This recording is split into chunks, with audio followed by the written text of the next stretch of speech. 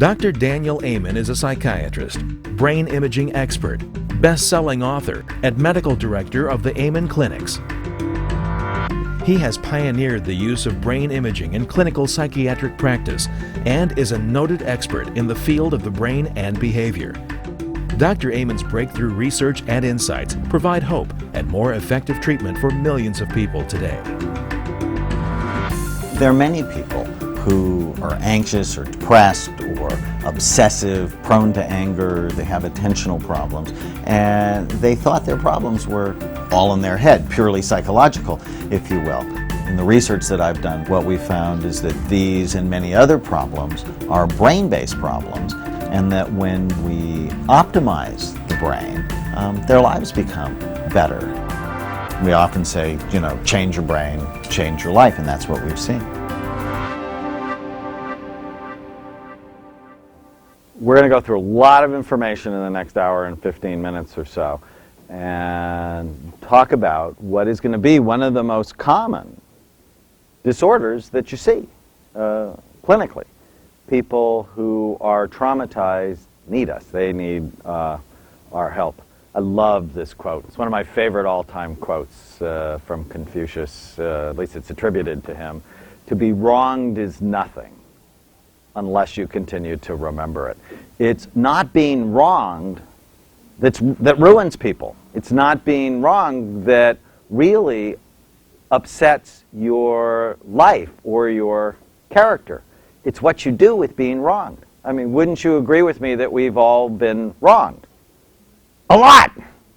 Whether it's by teachers and how they grade papers, or by parents and how they treat you when they're irritable, or the legal system, or we could just go on and on.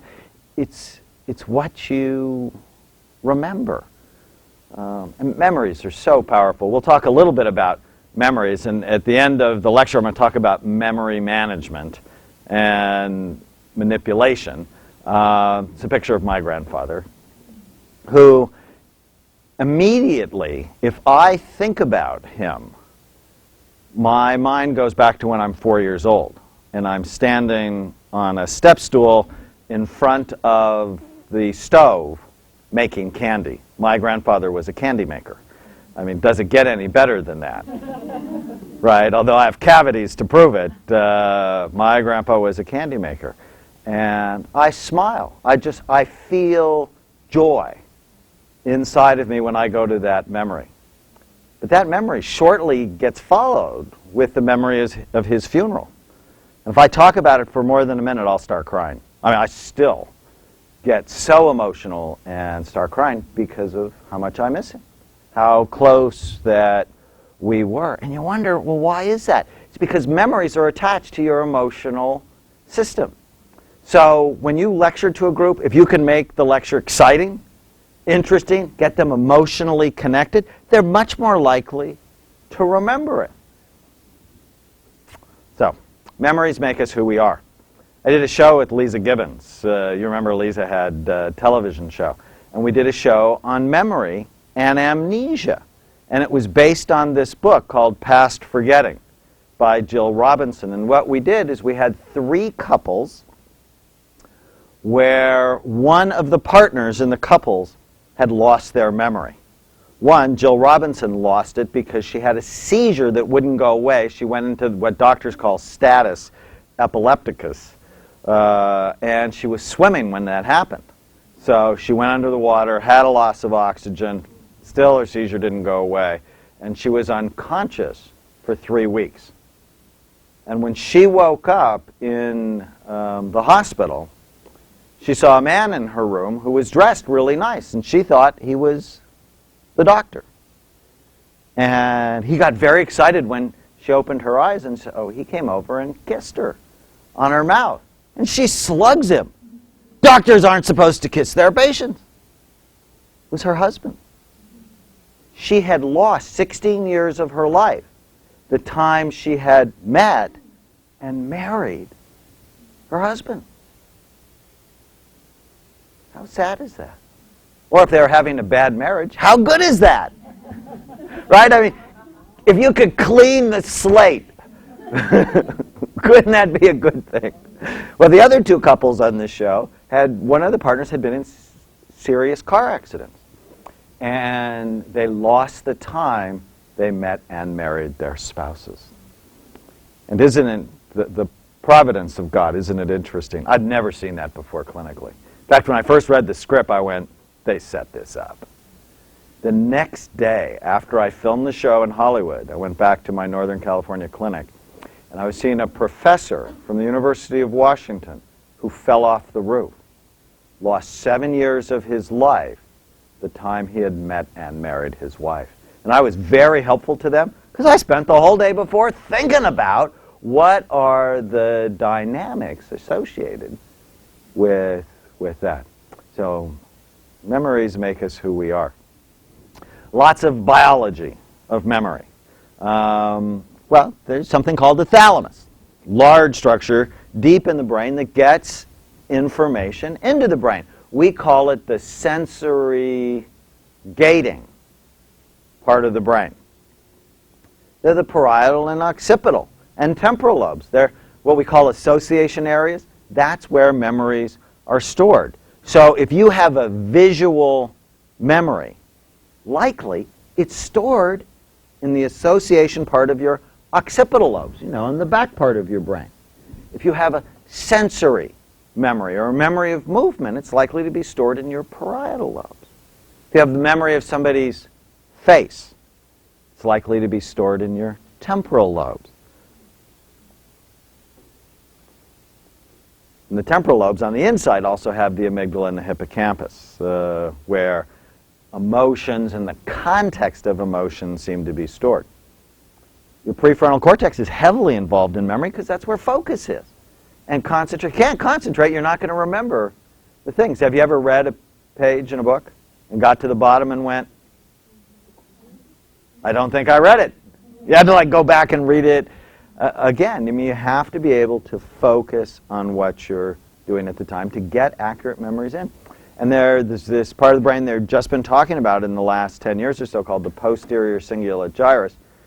We've talked a lot about the anterior cingulate gyrus and how it's involved in trauma and how people get worried and obsessive and can't shift. Well, the posterior cingulate gyrus helps information go from your temporal lobes to the association cortices. So when that's low in activity, you're going to have trouble storing memories. On the inside, toward the middle, doctors call that the medial aspects of your temporal lobes, is the amygdala. Greek for almond, because it's in about the shape of an almond. And it tags emotional meaning to situations. And many people think triggers get set off here. So if it's too low in activity, you don't react appropriately. If it's too high in activity, maybe because you've been traumatized, you react too quickly or inappropriately to situations. So the amygdala is very important. Neuroscientists are talking a lot about that area of the brain. Now the amygdala receives information from your thalamus, so directly from your senses. From your cortex, so you think about what you've experienced and then send information. Should I react? Should I not react? From the hippocampus, which evaluates sort of what's the context of this. And what's interesting is the connections from your thalamus to the amygdala are very fast. They're some of the fastest neurons in the brain. Now, why is that? So, for example, if you're walking in a woods and you see something that looks like a snake, well, immediately you'll react to it. And it's not until your prefrontal cortex kicks in and really focuses on it that it goes, oh, that's a stick. You don't have to worry about that. But have you ever reacted without thinking? And that's because there are actually many different inputs into your amygdala.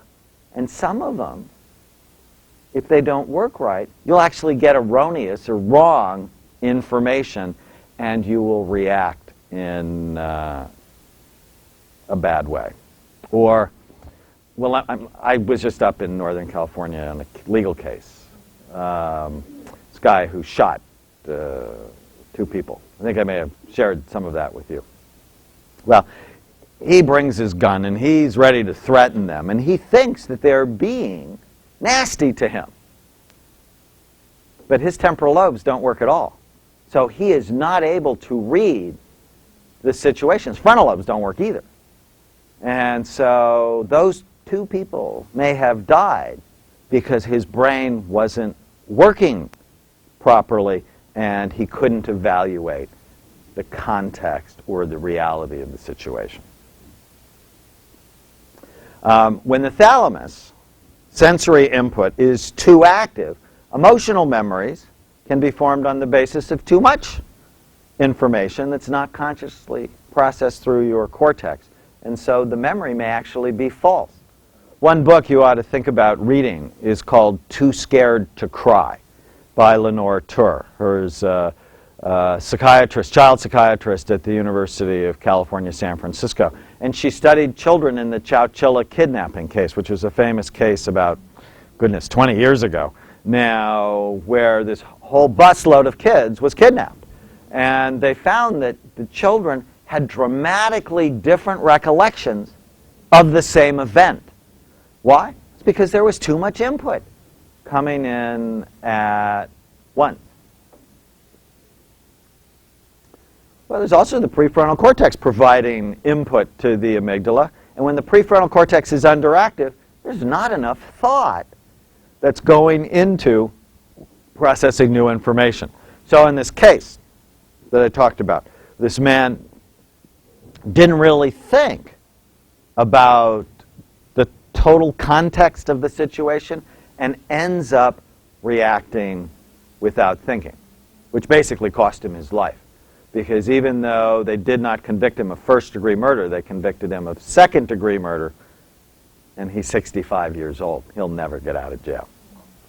So if your prefrontal cortex isn't working right, again, you'll react to the wrong information.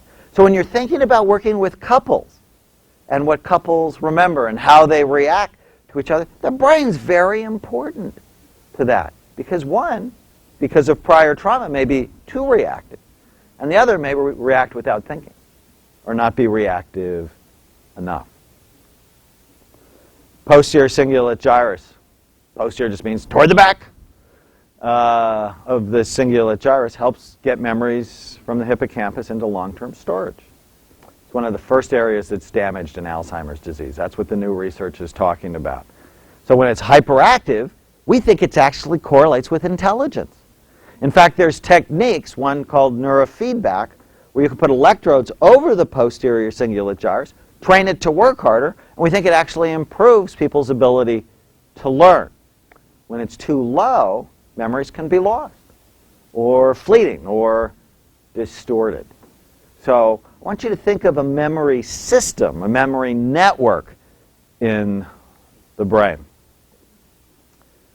Now, there's a very important concept when it comes to trauma, and that's what we're going to spend most of the day-to-day talking about, is trauma, and that is kindling. And kindling occurs, it's a neurophysiology concept, where you take a neuron, and you pass an electrical current through the neuron. And if you pass a low voltage of the electrical current, nothing happens. But as you raise the voltage high enough, pretty soon, the neuron will fire off with the electrical current. And if you keep that current high enough for long enough, that nerve cell becomes what we call kindled. Now what that means is you can lower the voltage and the nerve cell keeps firing. Even low voltage will cause it to fire off. So, if you've been traumatized as a child, repeatedly, your nervous system becomes kindled. And so your mother yelled, screamed, was inappropriate, and it went on and on. Well, somebody later in your life just might give you the wrong look, and you react. You have a panic attack, or you have a rage attack, not based on what happened, but because your nervous system has been reset to a new level. So we call that kindling. And it most likely happens with early prolonged trauma, or trauma that is very intense in activity. So what are some of the forms of emotional trauma that people go through? Well, some of them are pretty obvious. It can be abuse, physical abuse, sexual abuse, emotional abuse. I don't know if anybody listened to the news today, but in Long Beach, there was a 5-month-old baby brought to the hospital. And the doctor went, this baby's been abused. And they thought the baby was shaken, had evidence of what we call shaken baby syndrome. And they think it happened at the daycare. And so now, on the news in Los Angeles, they're, making these announcements. Anybody who took their child to this daycare center, the police want to talk to you. Just that alone is going to cause trauma in the parent. Why? Because we play it out. We don't just see an event. Our brains, especially if we're anxious, will take this event and play it all the way out. Natural disasters. And here in California, we have lots of them. It's a great place to live, right? But we have earthquakes and floods and fires. Although I have to tell you, I grew up in Southern California. Living in Oklahoma, I was never more scared during a tornado warning. Because they tell you when they're coming. And then when I was in Tulsa, Oklahoma, we had several tornadoes go through. There were streets that were leveled. The only thing, you'd drive by the street and everything's just gone, except, periodically you'd see these brick chimneys. Hurricanes, man-made disasters. In fact, many people think it's harder to overcome or deal with a man-made disaster like war or fire or motor vehicle accident, bombs, terror attacks, robberies, rapes, muggings, attempted murder, and so on. Rescue workers have a very high incidence of post-traumatic stress disorder. They're often called first responders, who's on the scene first, ambulance drivers, police officers, firefighters. If you listened to the news last week, there was a family in Fresno where 9 people were murdered. And they said on the news that police officers were crying when they came into the home and saw the children being murdered. And so working with fire departments, with police departments, is critical. Otherwise, these people are left with long-term damage from trying to be helpful to us in our society. Military personnel, immigrants fleeing violence, again, very common here in Southern California. We have many people who fit that. How common is post-traumatic stress disorder? Really common.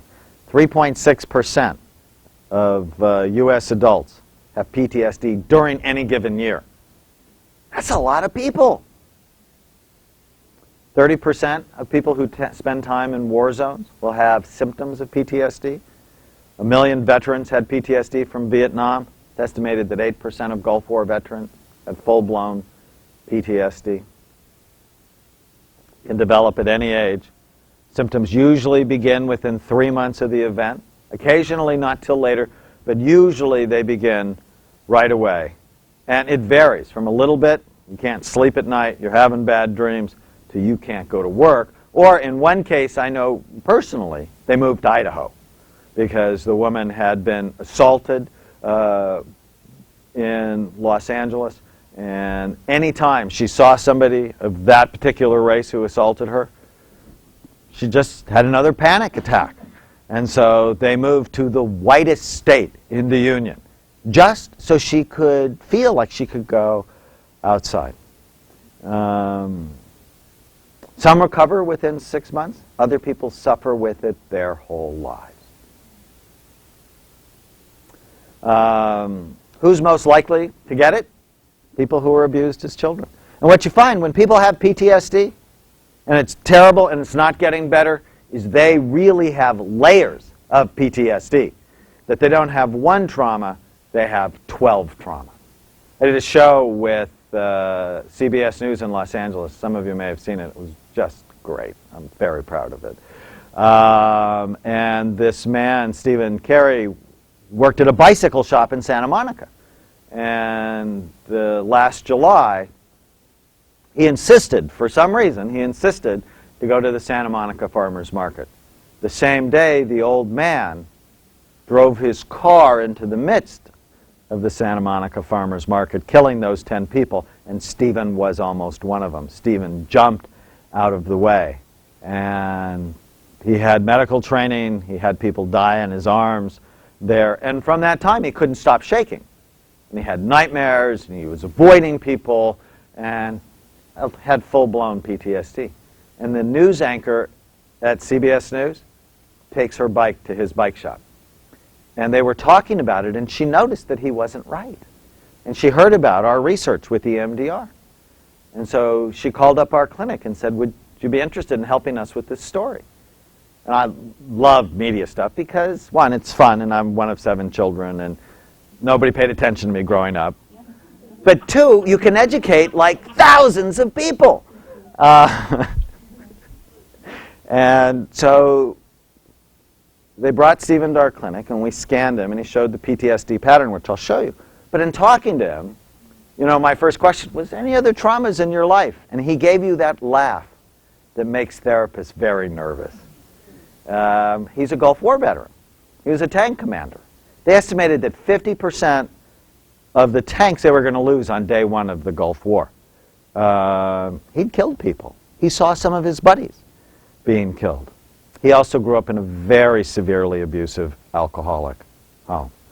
7 years old, he comes home from the movies with his mother, and their house is burned down. The alcoholic dad burned down the house. 5 years old, even going beyond that, he's standing on a curb in a white T-shirt, eating a vanilla ice cream cone. And right in front of him, there's a motorcycle accident.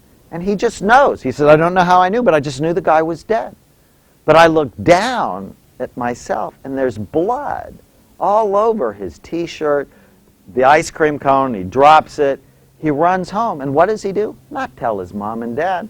He throws his shirt away because he thinks he's going to be in trouble because the shirt is damaged. So as you look at Stephen's PTSD, there are multiple layers to it. And with the treatment, he's so much better. I mean, it's so exciting. So, many people have PTSD have layers of it. And it used to believe that people who were emotionally numb after the trauma, that was healthy. They showed a healthy response.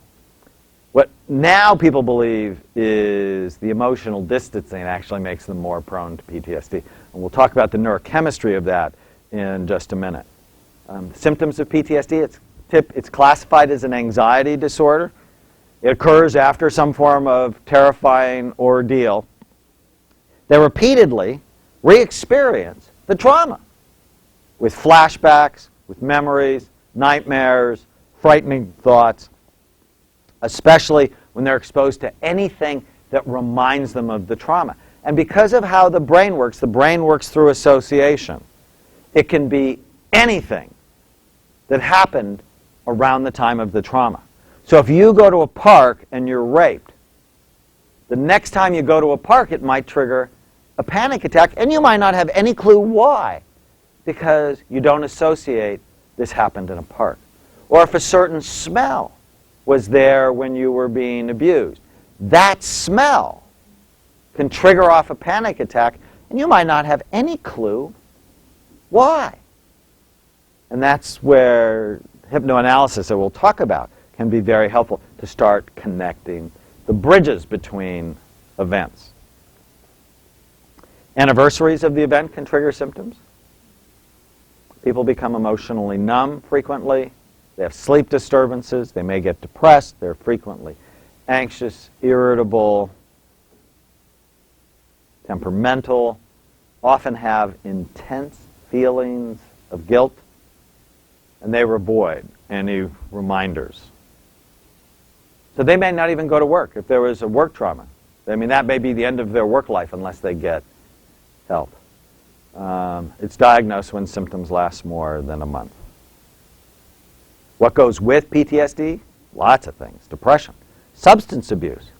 Lots of interesting research on can people who abuse substances get better if you don't treat the underlying PTSD that many of them have. So you have to think of co-occurring conditions.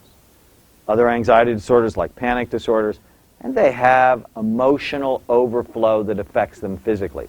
Headaches, tummy aches, immune system problems, dizziness, chest pain, discomfort in many different parts of their body. The research in PTSD, fear is an emotion that deals with danger. It's actually an emotion that's protective. And it causes an automatic, rapid, protective response in many systems of the body. Right? When you get afraid, your hands get cold. Why? Because blood is shunted to the bigger muscles, like in your shoulders and your arms, so you can fight, or in your legs, so you can run and deal effectively with the fear. The fear response is coordinated with the amygdala. And, many anxiety disorders are also associated with the amygdala. So it's a normal response that then becomes abnormal. Hippocampus, as we talked about, it's the part of the brain critical to memory and emotion. It appears smaller in PTSD. Why? Because what we know is chronic exposure to stress. People who have PTSD have stress that sticks, if you will. You can't get away from the stress. Chronic exposure to stress hormones kill cells in the hippocampus. And a lot of the research says the hippocampus is smaller in people who have PTSD. But with the whole notion of neurogenesis, the brain continues to make new neurons throughout life. With appropriate treatment, you might be able to get some of it back. So with the hippocampus being small, short-term memory problems, they think changes in the hippocampus, now that it's abnormal, may be the responsible part of the brain for intrusive memories and flashbacks. There's abnormal levels of key hormones involved in PTSD, and cortisol is a very important hormone. Anti-inflammation, helps you feel good, is lower than normal. But epinephrine and norepinephrine, sort of the fight or flight hormones, they are higher in PTSD. And danger, and now PTSD, they think, produces high levels of natural opiates, endorphins, which can temporarily mask pain. But it's why they may be emotionally blunted, because they have too many of these opiates around. Some fascinating brain imaging studies on PTSD. Hull in 2002 reviewed MRI data, so looking at the anatomy. They found smaller hippocampus.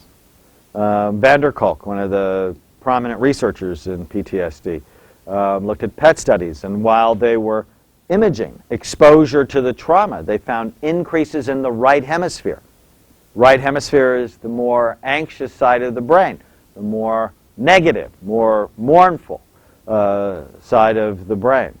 So increases in the right hemisphere, decreases in the left prefrontal cortex. Izioda, another PET study in 2002, he saw increases in the right parietal lobe and the right amygdala. Another study in 1999, a SPEC study, showed increased cingulate activity, and increased left amygdala activity. You're going, is it left, is it right? It's probably right when you look at all the data together. And Vanderkolk did a before and after EMDR study and showed that he increased the left side of the cingulate gyrus and the left prefrontal cortex. I'll share my findings in just a minute. We did a study with post-traumatic stress disorder. We took 19 patients who had PTSD by DSM-4 criteria, compared them to 19 age sex-matched normals. That's why the normal study is so important.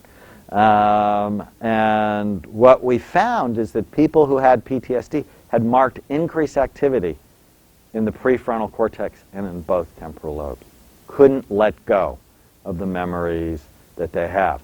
And so this is an SPM image looking at differences.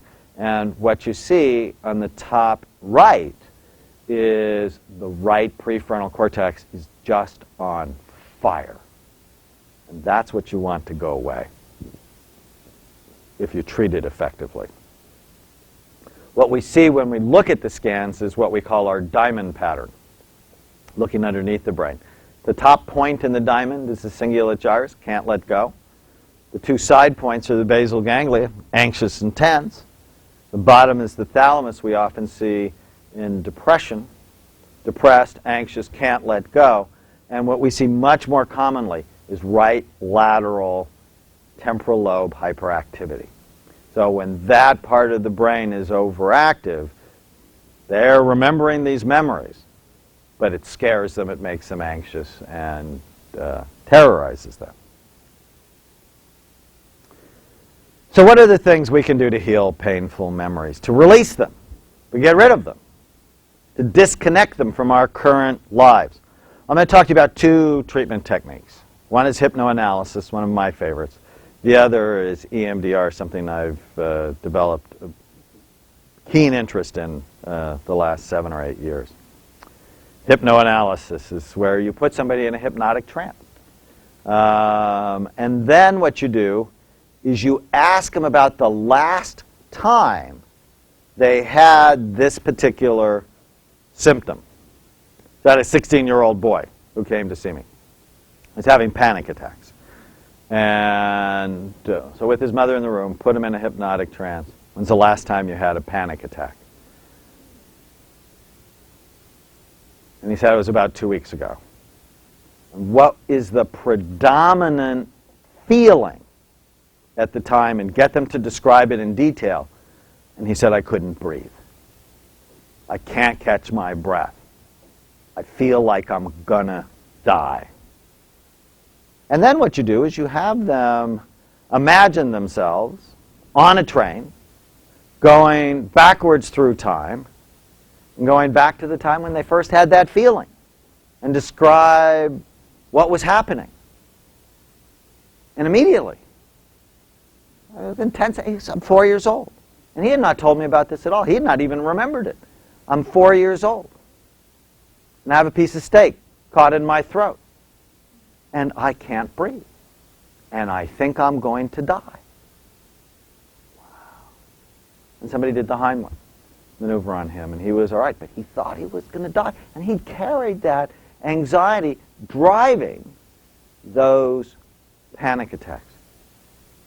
The more you can learn about this technique, the more you'll like it, because it works. And it's quick. After you're finished with that incident, go back even further to a time when there might have been something else connected to it. And you just keep going back until you sort of clean out the closet. And what hypnosis does, it puts them in a relaxed state. Relaxed, but focused.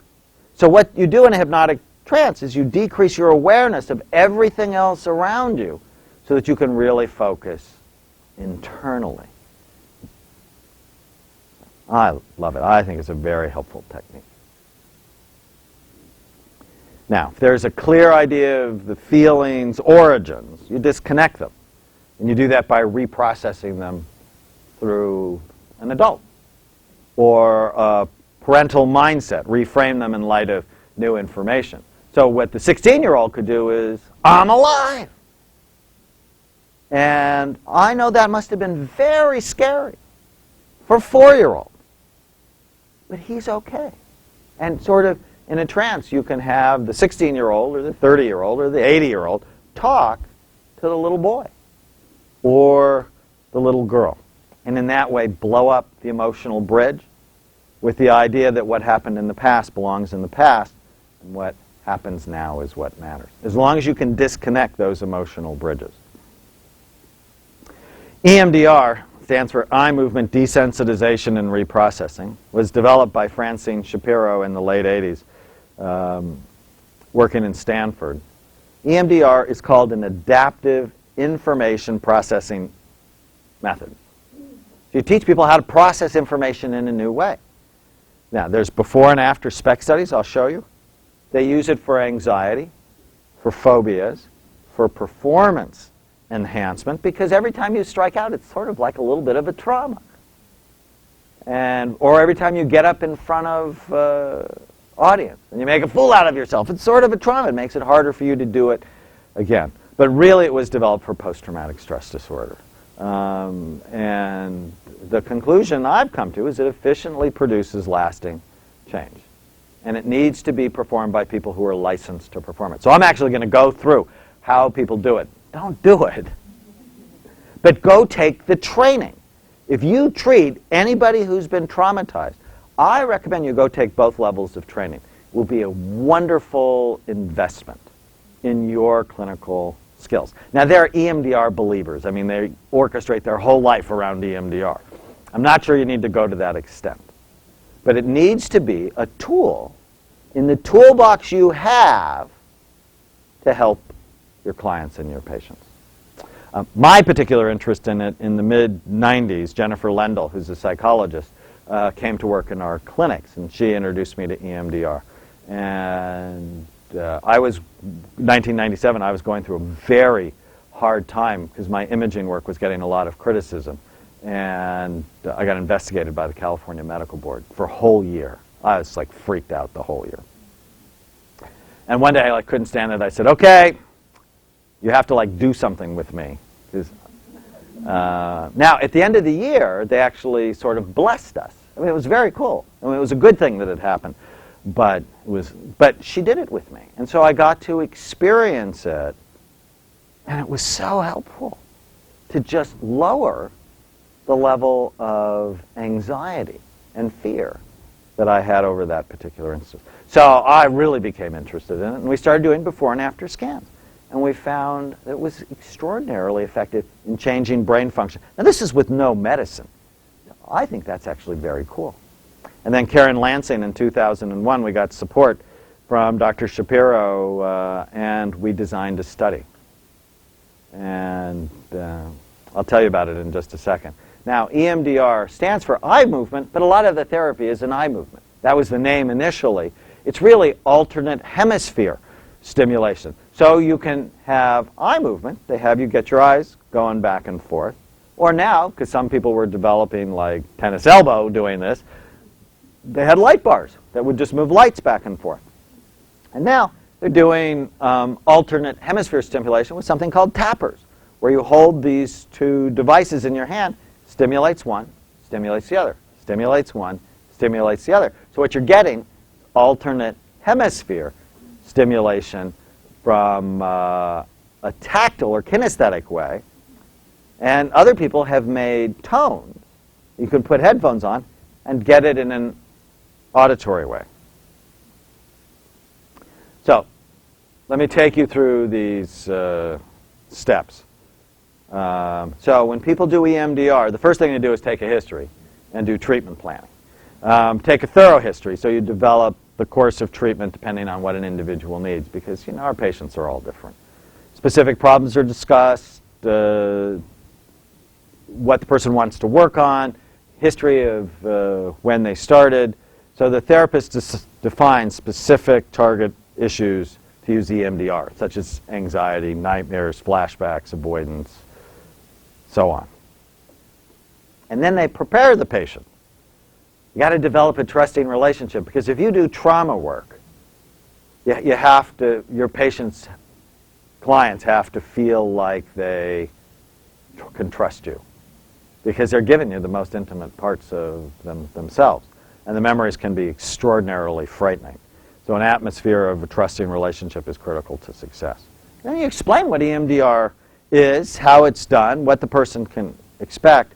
And before you do it, you start to teach them management skills and something called resource development to deal with the emotional disturbances that might arise. Because initially it might get worse for them as they bring up the trauma. Now, clinically, our experience is sometimes these people get better after session 1. And we have brain scan experience. I'll show you that after session 1, things start to calm down in the brain. But not for everybody.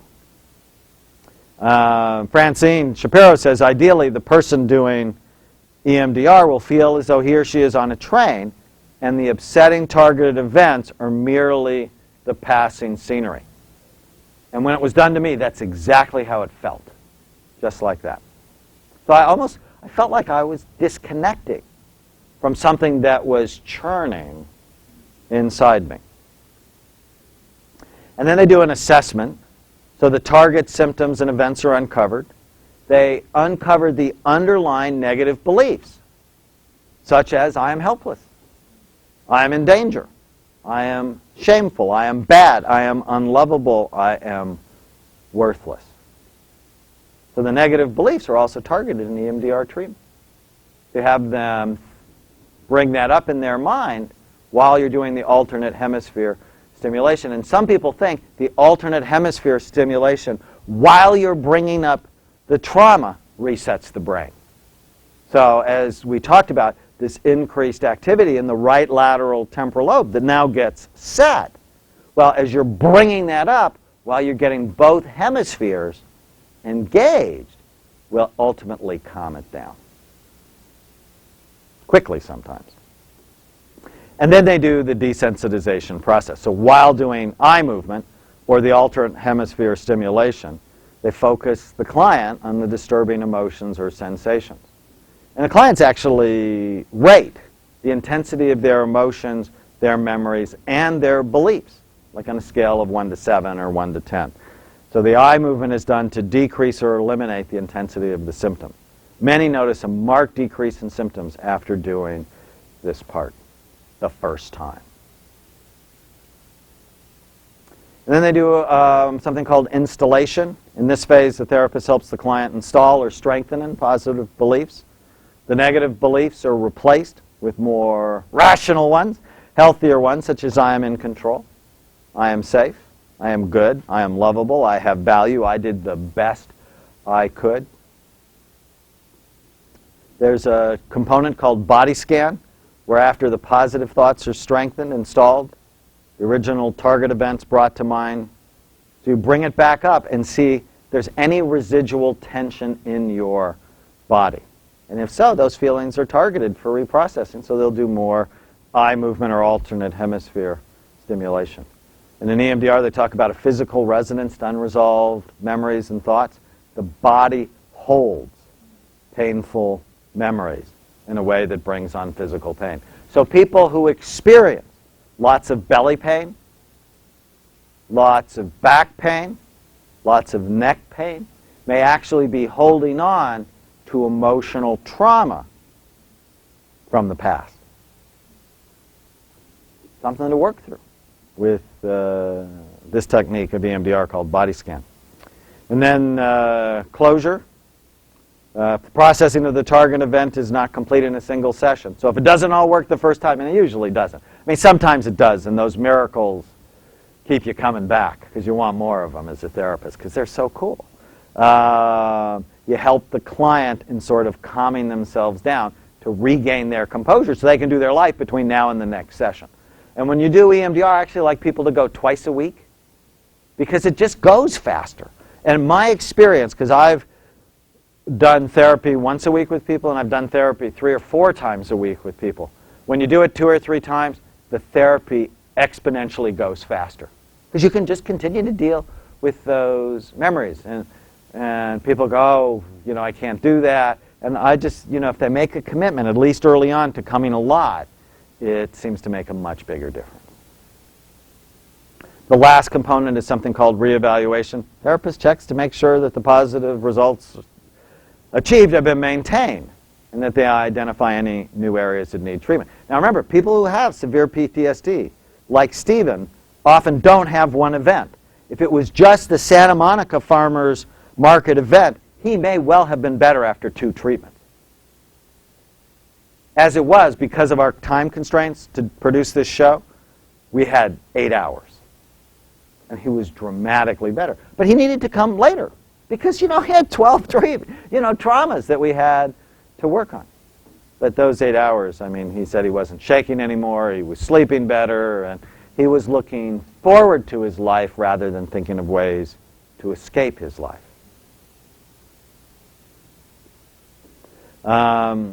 Future template the therapist installs how the client will handle a future situation similar to the one that brought them to treatment.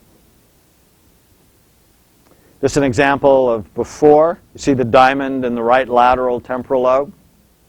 And after, everything nicely calms down. Another example, the diamond, right lateral temporal lobe. After treatment, everything calms down. Psychotherapy works. How exciting is that?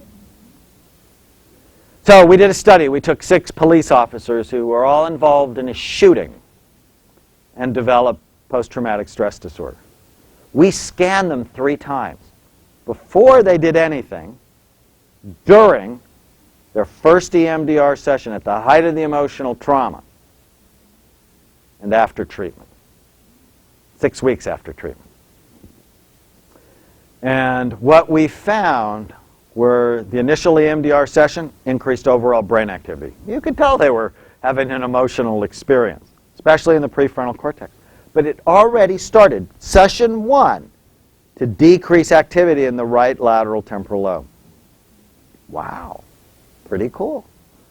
After treatment, there were increases in the left prefrontal cortex, just like Vanderkolk had talked about in his study, and significant decreases in the right temporal lobe.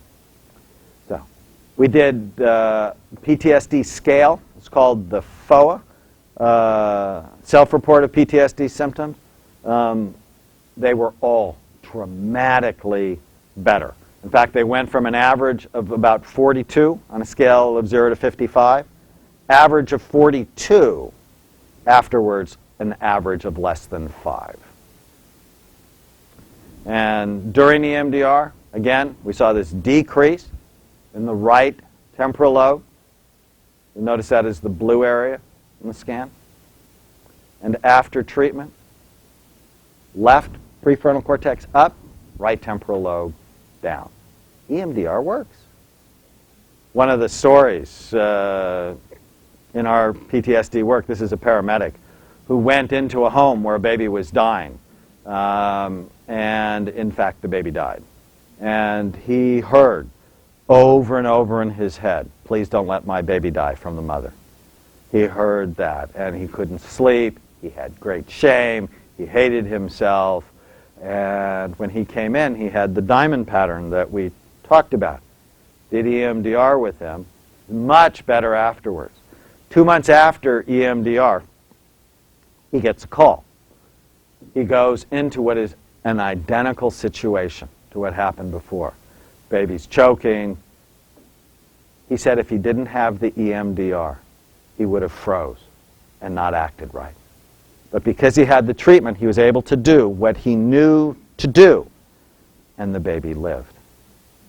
See, people who are running around with trauma, first responders who have PTSD, that's when they make mistakes, because their brain isn't working in a way that helps them be the best they can be. So actually, in working with them and saving their lives, they may actually save somebody's life you love, or your own. Does PTSD reset the brain? You bet it does. More likely in vulnerable patients. And vulnerability, you know, who's vulnerable to PTSD? People with pre-existing brain and emotional problems. Brain injuries make you vulnerable to PTSD, as does ADD make you vulnerable. But it works. Does it help? You bet. Clinically, marked decrease in symptoms and on SPECT imaging, especially calming to the right lateral temporal lobe, and increases your thoughtful brain, the executive part of the brain. So do people who are traumatized do bad things? Just today I met with a group in Orange County that deals with batterers and deals with women who've been abused in domestic violence and their children. And if 98% of the people who abuse their spouses and children were abused as children, that's one report. If you keep PTSD with you your whole life because you've been abused as a child, and it drops your frontal lobes, what does that mean? You're going to be more impulsive. You're going to have bad judgment. You're going to have a lack of empathy, which means you're not going to be able to identify with the hurt child in you, which makes it more likely you can hurt your own child. So doing treatment is essential for batterers. Oh, I'm not going to treat no batterers. They should just be punished. It's a bad attitude to have because we need to help. I mean, I think the most loving attitude is to help the people who, society would think of as bad. Because when you really think of it through the lens of brain sciences, they're sick. Cool thing is you can help them. I think many PTSD patients use anxiety as their focus point. With PTSD symptoms, the brain is reset to a higher level. They become hypervigilant. They're watching for any bad thing to happen. Anxiety, mood disorders, sleep changes, they focus on the negative. And they tap into their fearful right temporal lobe. That's why it helps decrease their anxiety when you treat it. PTSD is spiritual crisis. When we talk about the right temporal lobe and spirituality, when you enhance activity in the right temporal lobe, don't you have more religious or spiritual experiences? Some people think of it as the God spot in the brain. Well, in PTSD, things are no longer as they're expected. You have a spiritual crisis. Your sense of spirituality is upset. I mean, I sort of have the sense when I get in my car, things are safe. Now, because I'm a brain doctor, I drive a big car because I want a lot of steel around my brain. Right? But imagine getting in an accident. I mean, if I get sandwiched by two semis, having a big car doesn't dare, right? And then my world is turned upside down. It's not safe. Things are not as they used to be. So your belief system about life gets turned upside down. And I think things like hypnoanalysis and EMDR can enhance, ultimately, spirituality. Do therapists experience work-related PTSD?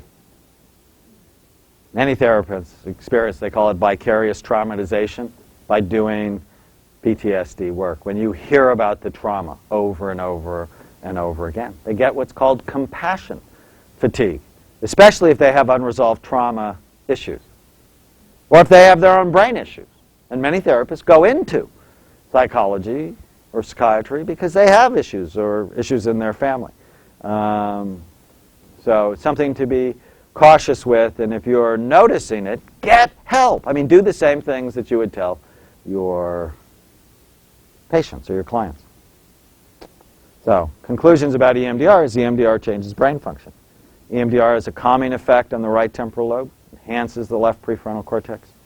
And looking before you intervene, getting imaging, helps you be more effective. It's a wonderful website. You can learn more about EMDR. It's called emdria.org, emdria.org. Has a lot of the research. The Veterans Administration has just put out a report in their guidelines for treating PTSD. EMDR is standard practice. How exciting is that? They used to say that, these were crackpots and people were crazy and all of that, and it's just really becoming mainstream at this point for PTSD. Brand new study out of the East Coast, Vander Kolk did it, where he looked at post-traumatic stress disorder and got 3 groups: a Prozac group, a placebo group, and an EMDR group. Prozac and placebo actually worked the same 30% of the time. EMDR worked 60% of the time. It stomped medicine. And there are no side effects with it, right? I mean, you get sexual side effects with medication, right? You don't get sexual side effects with EMDR, usually. I wanted to read a story from an upcoming version of Men's Health magazine. I wrote the sidebar for it, but I thought the story so clearly applied to what we talked about today. The story is called Me and My Little Red Car by Ben Rotter. For 3 years, I've been haunted by this irony. The accident wouldn't have happened if I had been driving my Ferrari faster. Or maybe that's not ironic at all. We're reminded periodically that planes aren't built to take off and land, and likewise, Ferraris aren't built for commuting around town. But my story isn't about irony or Ferraris or country living.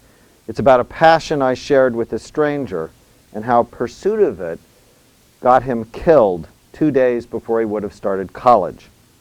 It's about guilt, randomness, emptiness, numbness, coldness. It's about living with the knowledge that, though a victim myself, I could have changed everything or nothing. It's about never knowing. Perhaps I should start at the beginning. It was August 18th, 2001. My 9-year-old daughter was training at the equestrian school across town that warm August morning, which seemed the perfect excuse to saddle up my own horse, my year-old Ferrari Mondina. The road was one of those two-laners rural Pennsylvania is known for, and the Ferraris are made for. Twisty, hilly, unpredictable, exhilarating, but wide enough to be safe and open enough to allow a peek into every corner. Not that this mattered. I was mostly out to enjoy the crisp morning air, windows down, and looking forward to watching my daughter ride.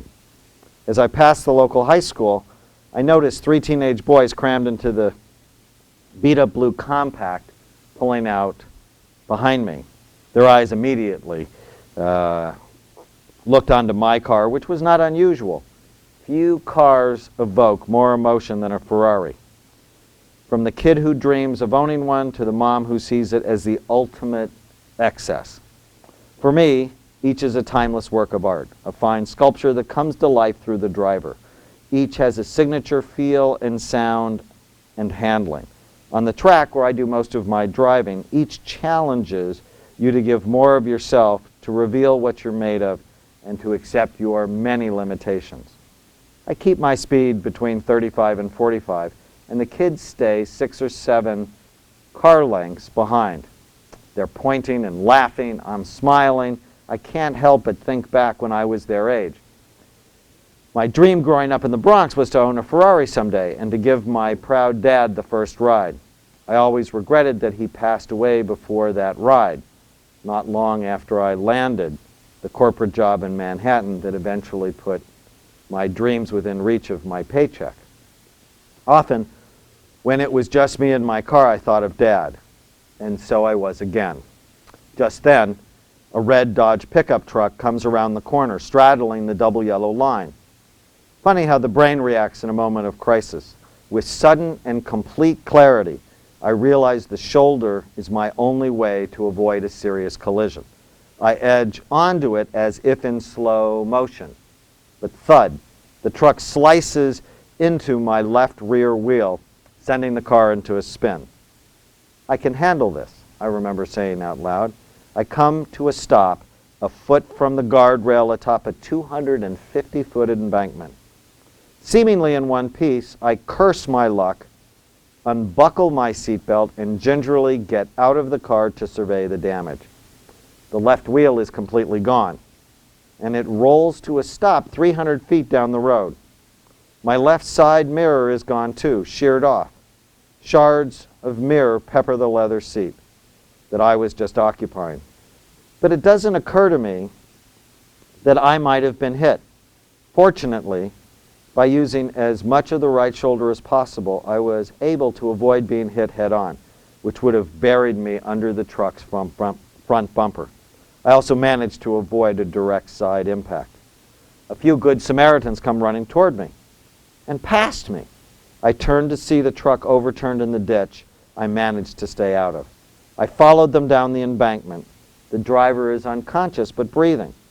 He's pinned beneath the steering column. So instead, we grab the teenage passenger and pull him out of the window. He mumbles something about driving in from North Carolina, about his brother falling asleep at the wheel. As we hurry him away from the crumpled pickup, we're met by a state policeman and some paramedics. I notice commotion behind me. A half-dozen firemen are struggling with something. It's the little blue compact. Holy shit. I never looked back. The car is obliterated like it's been through a compactor. The accident flashes through my mind again, only this time from the viewpoint of a bystander. Like when Michael J. Fox gets back to the 1985 Gets back to 1985 and Back to the Future. The truck glances off the side of my car, then collides with the boys' car head on. I actually straightened it out for a direct hit on them. It is late morning with the bright sun about 70 degrees, but I feel an overwhelming coldness. I start to shiver. I run toward the car. But slow as I get closer, the boys are all belted, but ensnared in a maze of crumpled, twisted metal.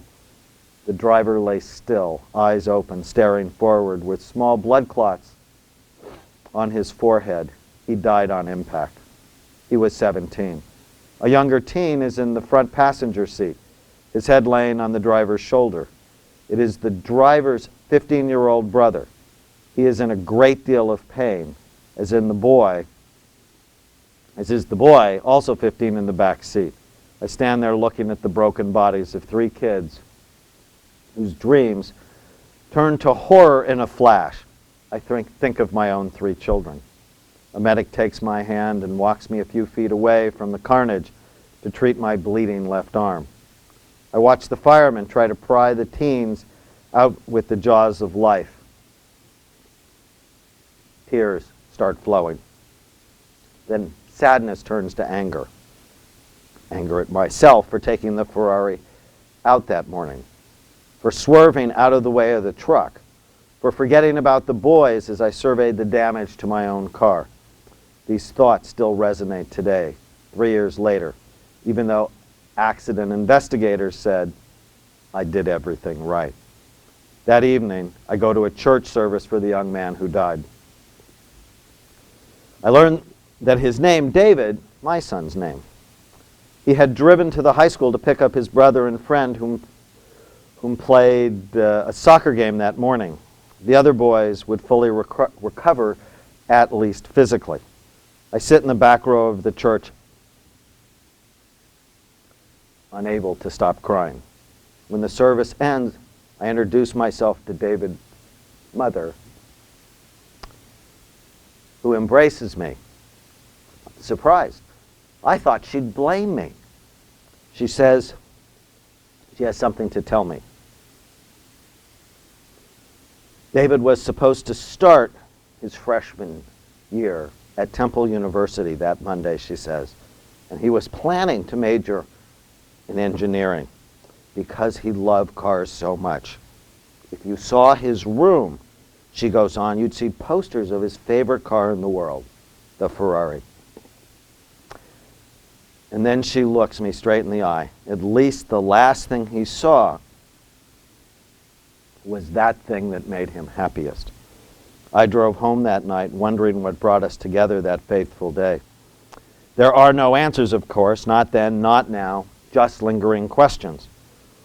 What if I would have taken another car? What if I had just outrun them? What if I had swerved in the other direction? What if I had just pulled off the road and let the boys examine the car? And there were other shattered dreams. The driver of the pickup, himself only 19, was charged with involuntary manslaughter and spent 2 years in jail. I learned firsthand that day that the old cliche is true. There is a fine line, in this case, a double yellow, between hope and fulfillment and despair and sorrow. But that hasn't stopped me from driving Ferraris or taking sharp curves. After months of cursing its unpredictability, I realized that life isn't beholden to the best laid plans or long-held dreams, nor should it be. It's what makes this journey so exhilarating. You never know what's around the next bend, but you've got to gather your passion, buckle yourself in, and go. The surprise on the other side is worth risking dreams for. Sometimes I've learned it's okay not to look back. In the article on survivor guilt, I talked about how we treat it. And the first way you treat it is by telling people it's normal and it's common. People who survive accidents and sometimes even death feel horrible about themselves. And that's what people feel. this has actually made me rethink guilt a lot. Guilt, in many ways, is normal, healthy, and adaptive. All guilt is not bad. Now, trying to motivate behavior with guilt is silly because it doesn't work. But guilt is probably there because it helps us think about our behavior so that we can do better at protecting the people that we love, and we can learn from our mistakes and do the right thing. So guilt in this situation is normal. Letting people know that is very important. Help them bring meaning to the event. Take some action. Write an article like this one. A letter to the family. Set up a foundation. Give a speech. If symptoms of PTSD are present, or depression or anxiety, get help. EMDR can be very helpful. And survivor guilt even happens with normal loss. If you lose a wife, or you lose a child, or you lose a mother, or a friend, survival guilt is common. Okay. Just a little bit on what I call make a healing memory library. Term I like called memory manipulation. That you can choose between memories that are healing or memories that make you sick. Clearly, Ben could do that. He could focus on the child loving a Ferraris, or he could focus on the child losing his life right before college. You get a choice on what you think about. So I have my patients focus on the times they feel most confident, most connected. Actually have them write down 10 times they felt most confident. 10 times they felt most connected to other people. 10 times they felt most competent. So that they're building a library. So whenever you feel sad and blue, usually you're tying into memories that make you feel bad. Those are the time. And I tell you, I do this a lot. And I don't know why. I get in the morning and take a shower. My brain tends to go toward what I'm worried about. But through training, I go, well, what am I grateful about? It's a whole bunch of things. And so as I go through them, I begin to feel better. And it's a training thing that we need to do for our patients.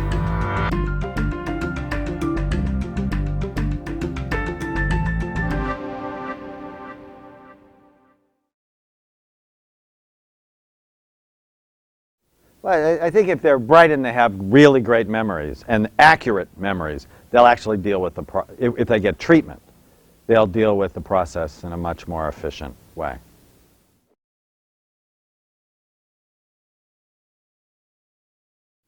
No, it could be avoidance. Yeah. So the question is, with the 9/11 survivors, that if they were bringing it up over and over in group after a year, they didn't want to hear it anymore because it still caused them to be upset. It means they really haven't worked through it yet. And that's where a treatment like EMDR might be really helpful because it'll disconnect the emotions from the event.